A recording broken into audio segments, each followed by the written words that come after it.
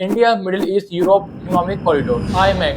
ये एक रूट है जिसकी हेल्प से इंडिया से गुड्स को सप्लाई किया जाएगा यूरोप में एंड यूरोप से सप्लाई किया जाएगा इंडिया में through middle east. In short, India को यूरोप से कनेक्ट किया जाएगा with the help of middle east. तो हर वीडियो की तरह इस वीडियो को भी हम 4 पार्ट में डिवाइड करेंगे। पार्ट 1 में हम बात करेंगे कि इसकी स्टार्टिंग कहाँ से हुई एंड कौन कौन से कंट्री इसमें इन्वॉल्व है।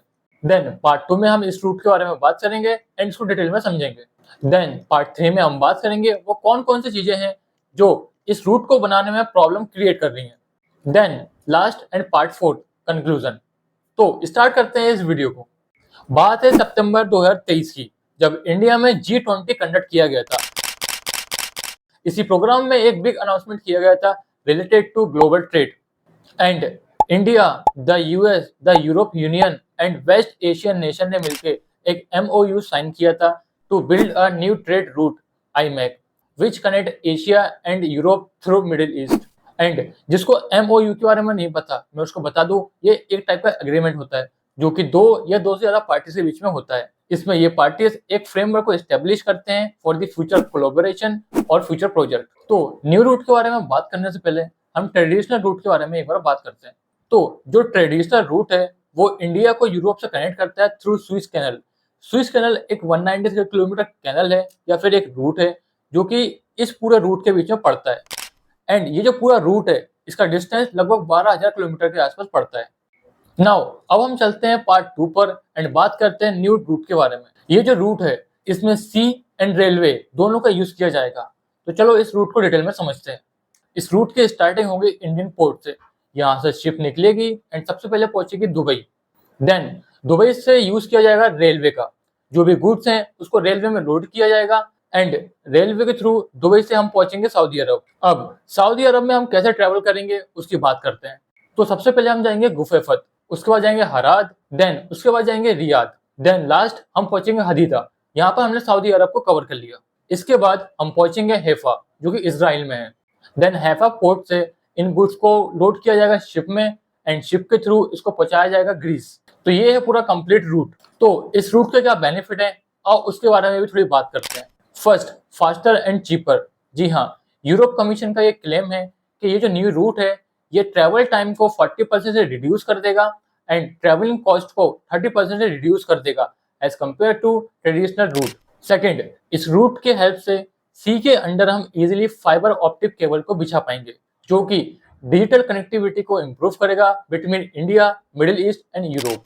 थर्ड, इस रूट को यूज किया जाएगा to boost clean energy trade by exporting green hydrogen from Middle East to Europe. तो ये थे इस रूट के कुछ benefit. It sound like a perfect plan, but यदि हम और डिटेल में जाएं तो हमको पता चलेगा इस प्लान में काफी रोड ब्लॉक्स हैं।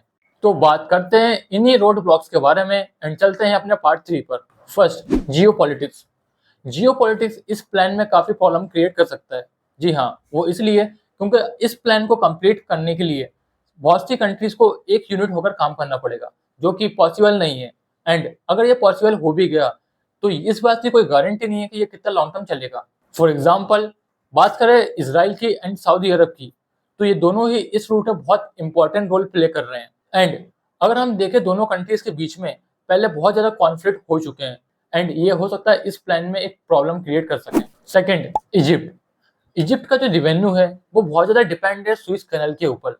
एंड जैसे कि हमने बात किया था, जो हमारा ट्रेडिशनल रूट था वो स्विस कैनल से होकर पास करता था एंड इसी रूट की वजह से इजिप्ट का अच्छा खासा रिवेन्यू जनरेट होता था। बट न्यू रूट के आने से इजिप्ट को काफी नुकसान हो सकता है।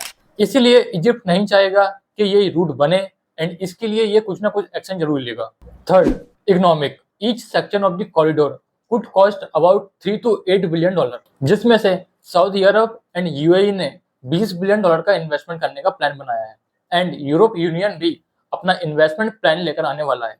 बट बाकी का जो फंडिंग गैप है वो एक प्रॉब्लम क्रिएट कर रहा है। एंड इसके साथ ही साथ जो ये रूट है इसमें 60% रोल है ओशियन का एंड 40% रोल है रेलवे का।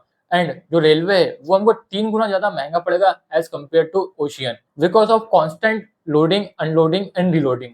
Fourth, China. IMEC के आने से चाइना को भी काफी दिक्कतें हो सकती हैं क्योंकि चाइना का जो रूट है belt and road initiative route, हो सकता है IMEC के आने से इस रूट को भी काफी दिक्कतें फेस करनी पड़े या फिर ये रूट खत्म हो जाए या फिर इसका यूज बहुत कम हो, एंड चाइना नहीं चाहेगा कि ऐसा हो। सेकंड, चाइना एक साल में 3 मिलियन शिपिंग कंटेनर प्रोड्यूस करता है, वहीं इंडिया 20 से 30 हजार कंटेनर प्रोड्यूस करता है। एंड चाइना ने इंडिया के लिए अगर इन कंटेनर के सप्लाई पर रिस्ट्रिक्शन लगा दिया तो ये ट्रेडिंग के प्रोसेस को काफी स्लो कर सकता है। बट सबसे इम्पोर्टेंट, हाइफा पोर्ट, ये जो पोर्ट है वो इसराइल का सबसे इम्पोर्टेंट पोर्ट है, एंड ये जो पोर्ट है वो 2 कंपनी के द्वारा रन किया जाता है। First Adani group, second SIPG जो कि एक चाइनीज कंपनी है। एंड यही एक रीजन है जो कि चाइना के फेवर में है, एंड चाइना इसकी वजह से इस रूट में एक प्रॉब्लम क्रिएट कर सकता है। Fifth and last, environment. जैसे कि हमने बात की, इस रूट में 60% रोल है ओशियन का एंड 40% रोल है रेलवे का। एंड ये हम बहुत अच्छे जानते हैं कि रेलवे ट्रांसपोर्ट बहुत ज़्यादा कार्बन इमिट करता है as compare to ocean transport. तो ये जो रूट होगा वो लेस इको फ्रेंडली होगा। तो यही थे कुछ रीजन एंड रोड ब्लॉक्स जो कि इस रूट में एक प्रॉब्लम क्रिएट कर सकते हैं। तो अब हम चलते हैं इस वीडियो के पार्ट 4 पर। तो ये रूट काफी बेनिफिशियल हो सकता है इंडिया के लिए एंड और भी कंट्रीज के लिए, बट ये रूट बहुत सारे ऑब्स्टिकल से भरा हुआ है। एंड बहुत इंपॉर्टेंट, यूएस एंड की स्टेक होल्डर अगर ये लोग इस प्रोजेक्ट में फाइनेंशियली एंड डिप्लोमेटिक एफर्ट डालें तो इस प्रोजेक्ट को एक मोमेंटम मिलेगा एंड ये प्रोजेक्ट इजीली कंप्लीट हो सकता है। इसके लिए जो भी नेशन इस प्रोजेक्ट में इन्वॉल्व है उनको अपना इंटरेस्ट दिखाना होगा एंड अच्छे से इन्वेस्टमेंट करनी पड़ेगी। एंड अगर ये रूट कंप्लीट हो गया तो ये एक गेम चेंजर प्रोजेक्ट हो सकता है। तो ये रूट बनेगा या नहीं बनेगा ये तो हमको आने वाले समय में पता चल ही जाएगा। इससे रिलेटेड कोई भी न्यूज़ या अपडेट आएगी तो मैं आपको शॉर्ट वीडियो के थ्रू इन्फॉर्म कर दूंगा। एंड बहुत इंपॉर्टेंट, इस चैनल पर मैं बेसिक ऑफ स्टॉक मार्केट की सीरीज लेकर आने वाला हूँ। एंड अगर आपको ये सीरीज चाहिए तो मेरे को कमेंट में जरूर बताना, देन मैं इस सीरीज को जल्द से जल्द लेकर आऊंगा। तो इस स्टोरी को हम यहीं पर खत्म करते हैं, मिलते हैं नेक्स्ट संडे नई स्टोरी के साथ। तब तक के लिए bye and welcome to finance club.